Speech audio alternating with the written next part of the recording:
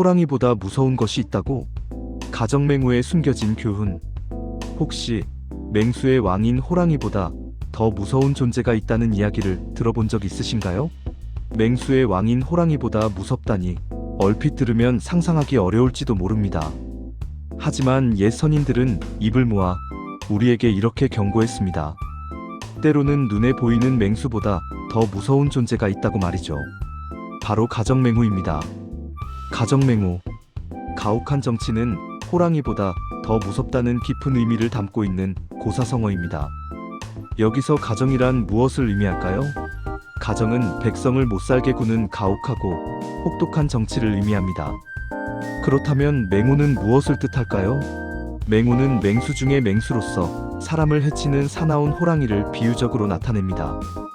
따라서 가정맹우는 백성을 괴롭히는 가혹한 정치가 실제로 사람을 해치는 맹수, 호랑이보다 더 무섭고 끔찍할 수 있다는 것을 경고하는 말입니다. 다시 말해, 겉으로 드러나는 위협보다 보이지 않는 억압이 더욱 심각한 고통을 초래할 수 있다는 것을 시사합니다.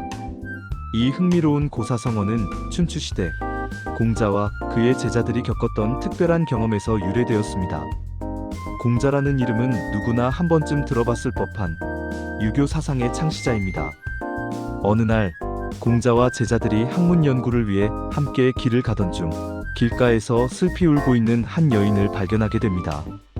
제자들은 여인에게 다가가 조심스럽게 울고 있는 이유를 물었습니다. 여인은 슬픔에 잠긴 표정으로 자신의 기구한 운명을 이야기하기 시작했습니다. 그녀는 이 지역에 오랫동안 살면서 시아버지와 남편, 그리고 사랑하는 아들까지 모두 끔찍하게도 호랑이에게 잃었다고 합니다. 끔찍한 비극에도 불구하고 여인은 슬픔을 딛고 다른 안전한 곳으로 이주하지 않고 여전히 위험한 그곳에 살고 있었습니다. 공자는 안타까운 마음으로 여인에게 더욱 자세한 이유를 물었습니다. 그러자 여인은 떨리는 목소리로 이렇게 대답했습니다. 이곳에는 비록 무서운 호랑이가 자주 출몰하지만 백성을 괴롭히고 착취하는 가혹한 관리가 없기 때문입니다. 여인은 맹수의 위협에도 불구하고 가혹한 정치의 고통을 피해 역설적으로 호랑이가 출몰하는 그 땅에 머물고 있었던 것입니다. 여인의 기막힌 이야기를 들은 공자는 깊은 탄식과 함께 제자들에게 다음과 같이 말했습니다. 가혹한 정치는 호랑이보다 더 무섭다. 가정맹우야. 이 짧지만 강렬한 공자의 외침이 바로 가정맹우라는 유명한 고사성어의 기원이 되었습니다. 공자의 말은 단순한 비유를 넘어 정치의 본질과 백성이 겪는 고통에 대한 깊은 통찰을 담고 있습니다. 백성을 위한 정치가 얼마나 중요한지를 강조하는 대목입니다. 그렇다면 가정맹우의 핵심은 무엇일까요? 이 고사성어가 우리에게 전달하고자 하는 핵심적인 메시지는 무엇일까요? 그 메시지는 분명하고 명확합니다. 때로는 자연의 위협보다 인간이 만들어 놓은 제도와 권력이 훨씬 더 큰 고통을 안겨줄 수 있다는 것입니다. 맹수 호랑이는 예측하는 것이 가능하고 운이 좋다면 피할 수라도 있지만 가혹한 정치는 마치 촘촘한 그물처럼 얽혀 있어 도망칠 곳조차 찾기 어렵게 만듭니다. 부당한 권력은 개인의 소중한 자유를 억압하고 삶의 터전을 무자비하게 파괴하며 심지어 인간의 존엄성마저 짓밟고 생존 자체를 심각하게 위협하기도 합니다. 그렇다면 가정맹우는 단순히 과거의 정치 이야기로만 박제되어 남아있는 고리타분한 이야기에 불과할까요? 안타깝게도 전혀 그렇지 않습니다. 가정맹우의 심오한 교훈은 놀랍게도 시대를 초월하여 오늘날 현대사회에도 여전히 깊은 울림을 주며 유효합니다. 현대사회에서도 여전히 사람들을 억압하고 숨막히게 만드는 것은 단순히 눈에 보이는 권력자만이 아닙니다. 몇 가지 구체적인 예를 들어볼까요? 예를 들어 과도하게 세세하고 불필요한 회사 규칙은 구성원들의 창의성을 억누르고 자율성을 심각하게 해칠 수 있습니다.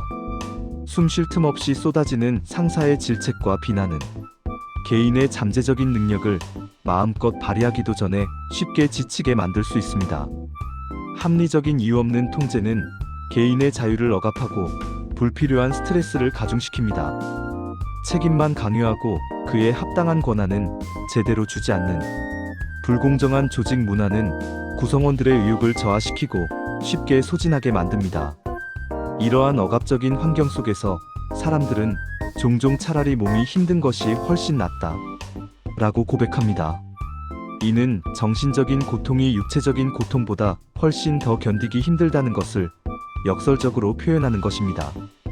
가정맹우는 이처럼 개인을 끊임없이 지치게 만드는 불합리한 시스템과 부당한 환경에 대한 가장 오래된 경고입니다.